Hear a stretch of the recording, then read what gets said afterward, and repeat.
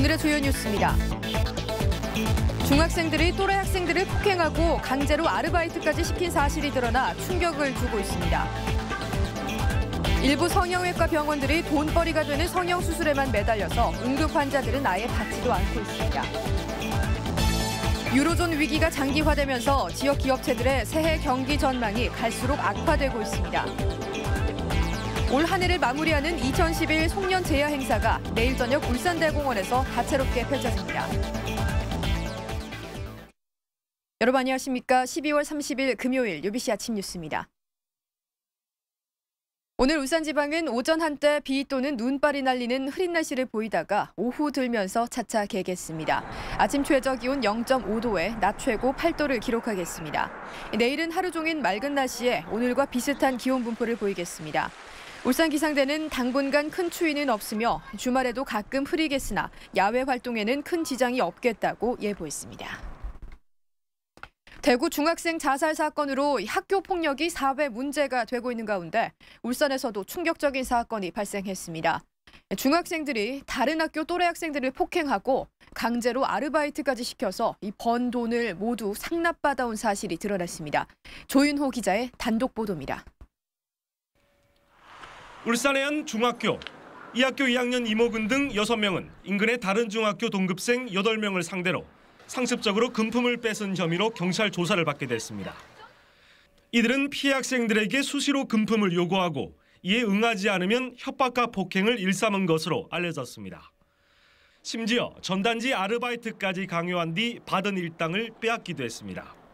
통같이 비자 아파트에 뽑아내니까 이래 정도 돌리면 한 5만 원씩 안 돼. 이들은 지난해 6월부터 최근까지 1년 6개월 동안 피해 학생들을 괴롭혀왔던 것으로 드러났습니다. 피해 학생들은 보복이 두려워 자신들의 부모에게조차 알리지 못했습니다. 상납할 돈이 떨어지자 편의점 등에서 담배를 훔쳐 건네기도 했습니다. 학교가 가까이 있지 않습니까? 고등학교도 같이 나온 학생들이 심리적인 위축이라든지 보복이 두려움 이것 때문에 늘. 경찰이 가해 학생들을 상대로 조사에 나서기로 한 가운데 울산시 교육청도 진상조사에 착수했습니다. UBC 뉴스 조인호입니다. 일부 성형외과 병원들의 횡포가 도를 넘고 있습니다. 돈벌이가 되는 성형수술에만 매달려서 당장 치료가 급한 응급 환자들은 아예 받지도 않고 있습니다. 윤경재 기자가 취재했습니다. 지난 23일 밤 욕실에서 미끄러져 이마가 찢어진 회사원 47살 박모 씨.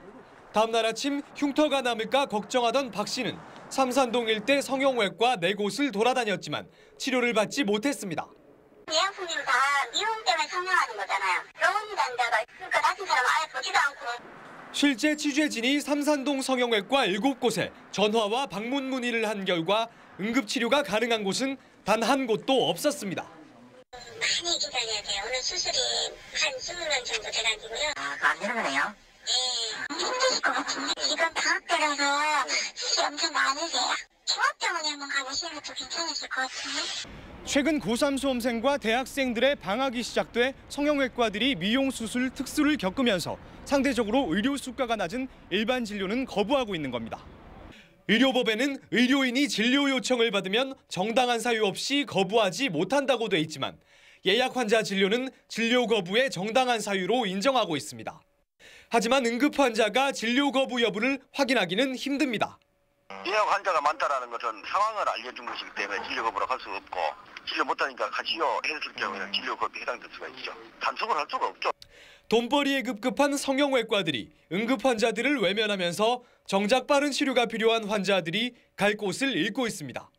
UBC 뉴스 윤경재입니다.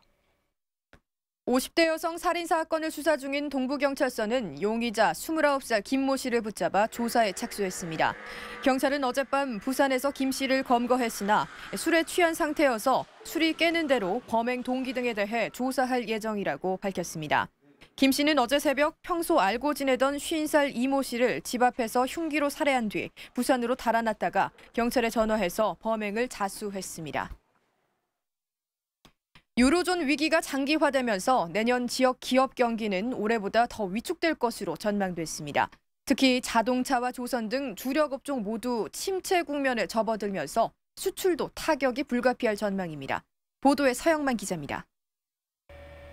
기업들의 내년 경기 전망이 지극히 불투명한 것으로 파악됐습니다. 울산상공회의소가 조사한 1분기 기업 경기 실사 지수는 86, 한국은행 조사는 79까지 떨어졌습니다.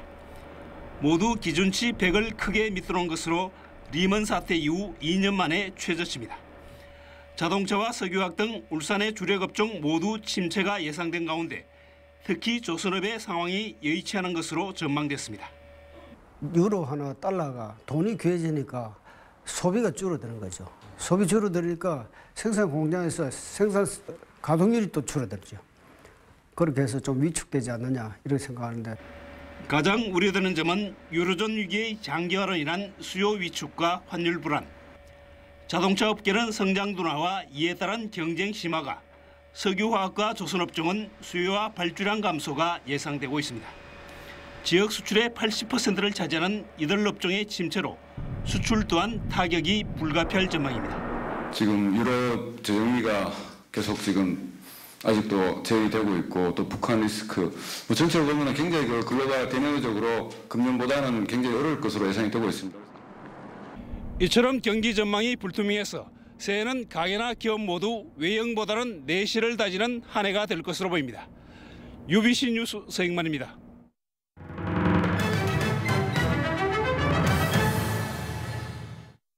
UBC 뉴스가 본 2011, 오늘은 올 한 해 지역 정가를 결산합니다. 두 차례 재보궐선거에서 야권이 돌풍을 일으켰고 시의회는 여야 갈등으로 행정사무감사가 무산되기도 했습니다. 선우석 기자입니다. 내년 양대 선거를 앞두고 치러진 4.27 재선거와 12.6 보궐선거에선 사실상 한나라당이 참패했습니다. 한나라당은 동구청장 자리를 5년 만에 야권에 내줬고 압승을 예상했던 중구청장 선거도 2.4%포인트 차로 힘겹게 이겼습니다. 노동자 서민의 눈물을 거두는 그런 행정하겠습니다. 또한 우리 아이들을 생각하는 어머니들의 소중한 한 표 한 표라고 생각합니다.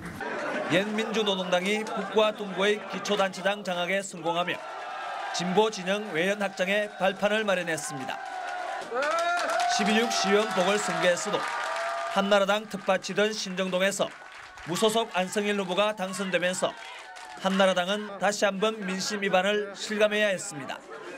이번 보궐선거의 당선은 우리 신정동민의 승리입니다. 선거 기간 동안 약속한 공약은 적극 추진하겠습니다.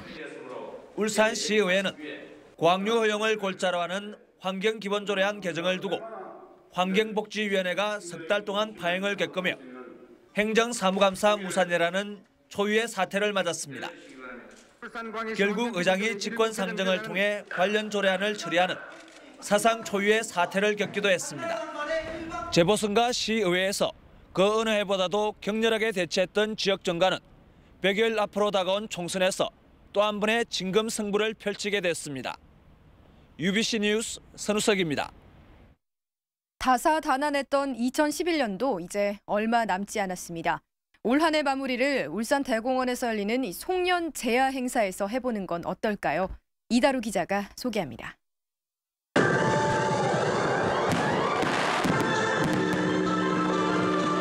아쉬움 속에 한 해를 마감하고 희망찬 새해를 맞이하기 위한 아듀 2011 송년 제야 행사가 31일 밤 9시부터 울산 대공원에서 펼쳐집니다. 밤 10시 울산 대종합 특설무대에서 열리는 송년음악회에는 송대관, 김수희 등 인기 가수들이 출연합니다. 밤 11시 40분부터 올해 울산의 다사다난했던 모습을 보여주는 아듀 2011 울산 영상쇼를 시작으로 본격적인 재행사의 막이 오릅니다. 송년 재행사의 절정은 올해 마지막 날 밤 자정부터 시작되는 울산 대종 타종식. 33차례 타종 소리는 지나간 아쉬움을 모두 뒤로하고 새해 모든 이들의 건강과 안녕을 기원하며 울산 전역에 울려 퍼지게 됩니다. 타종식에 이어 화려한 불꽃놀이와 신년 소망지 태우기 등 새해맞이 행사도 잇따라 열립니다. 금년 한 해를 마무리하고 제야의 종소리와 함께 시작되는 임진년 새해에는 소망하는 모든 것들이 이루어지기를 바라는 송구 영신의 의미를 담고 있다고 하겠습니다.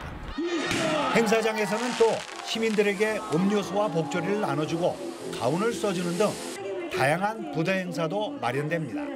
울산시는 특히 재야 행사장을 찾는 시민들의 교통 편의를 위해 행사장을 경유하는 심야 버스를 새해 첫날 0시 40분까지 연장 운행할 계획입니다. UBC 뉴스 이다루입니다.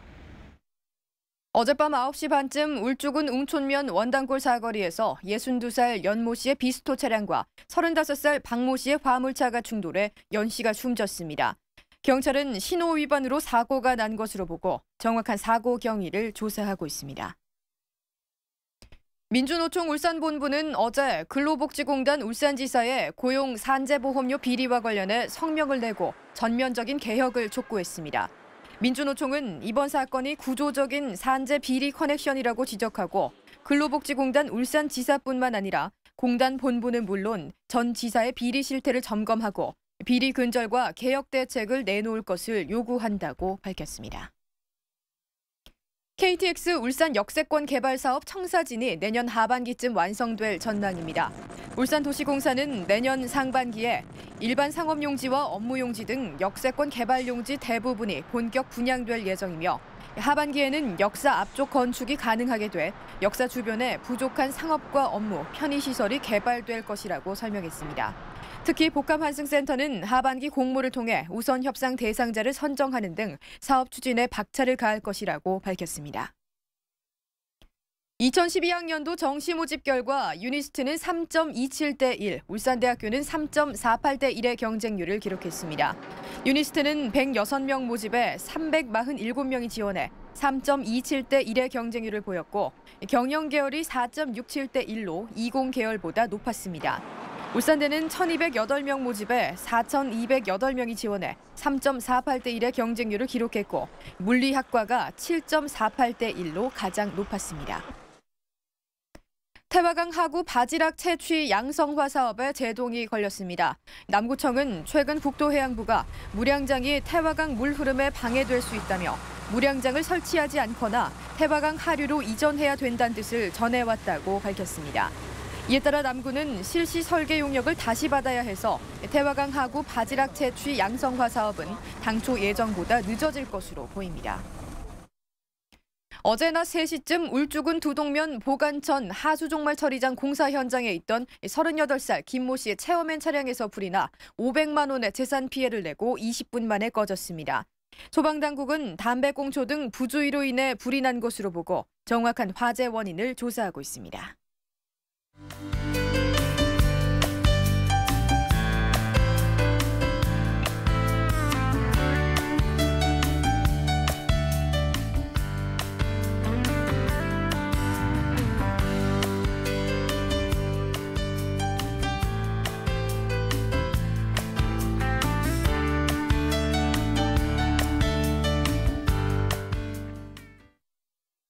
네, 이상으로 UBC 아침 뉴스를 마칩니다. 고맙습니다.